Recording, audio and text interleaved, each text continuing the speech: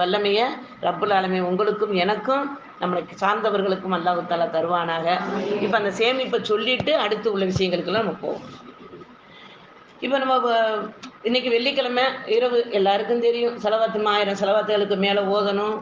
அதே நேரத்தில சூரத்துல் கஹ்ஃப் ஓதணும், சூரத்துல் ஜும்மா ஓதணும், சூரத்து சஜ்தா ஓதணும், யாசீன் தபாரக் ஓதணும். எல்லாம் அல்ஹம்துலில்லாஹ் இந்த இரவு நம்ம செய்யக்கூடிய அமல்கள்லாம் நம்மளுக்கு ஓரளவு தெரியும்.